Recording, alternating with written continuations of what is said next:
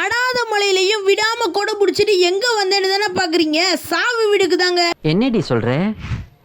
நீ என்ன சொல்ற? இல்ல இல்ல, சாவு வீடு மூவிக்கு தாங்க. காமெடி பண்ணாதேன்னு சொல்லியிருக்கேன் நானு. ஒன்றும் இல்லைங்க, சாவு வீடு மூவிக்கு தாங்க நம்மளை இன்வைட் பண்ணியிருந்தாங்க. அந்த ஒரு மூவியை பார்க்கறதுக்காக நம்ம வந்த இடம் தான் நுங்கம்பாக்கத்தில் இருக்க மேஜிக் லேண்டன் ஸ்டுடியோ.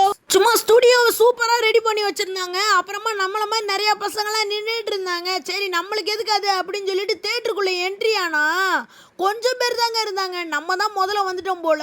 சும்மா உள்ளே போனால் அடிக்கிற குளிரில் எப்பா. அப்புறமா மூவி எப்போ போடுவாங்க நானும் வெயிட் பண்ணிட்டு உட்காந்துட்டு இருந்தேங்க. சும்மா அடிக்கிற குளிரில் நடிங்கின்னு உட்காந்துருந்தேன், எப்படா படம் போடுவாங்கன்னு சொல்லிட்டு. அப்புறமா படத்தையும் போட்டுட்டாங்க. படம் என்ட்ரியே சும்மா தரமாக இருந்துச்சு.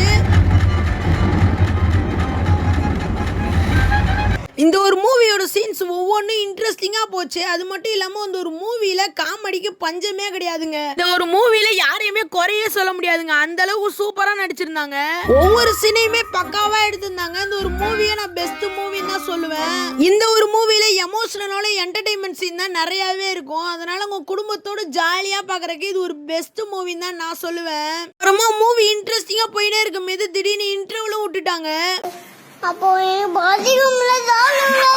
அப்புறமா இன்டர்வல் ஸ்நாக்ஸ்க்கு ஸ்வீட் கார்னும் 2 போண்டாவையும் சட்னியை தொட்டு சாப்பிட்டுட்டு லாஸ்டா ஒரு கப்பு காஃபியை குடிச்சிட்டு நடந்து வந்துட்டு இருந்தாங்க. யாருன்னு பார்த்தா இவர் யாருன்னு உங்களுக்கு தெரியாதுல்ல. நான் சொல்ற உண்மையை சொல்லணும்னா இவர் தாங்க நம்மள இந்த மூவிக்கே இன்வைட் பண்ணியிருந்தாரு. இவரு நம்ம இன்ஸ்டாகிராம் ஃப்ரெண்டுங்க. இவரோட ஐடியை நான் கீழே டேக் பண்றேன். இவரு இந்த ஒரு மூவியில் நடிச்சிருப்பாரு. அப்புறமா லாஸ்ட்ல எல்லாரும் கூட நானும் போட்டோ எடுத்துட்டு கிளம்பிட்டாங்க.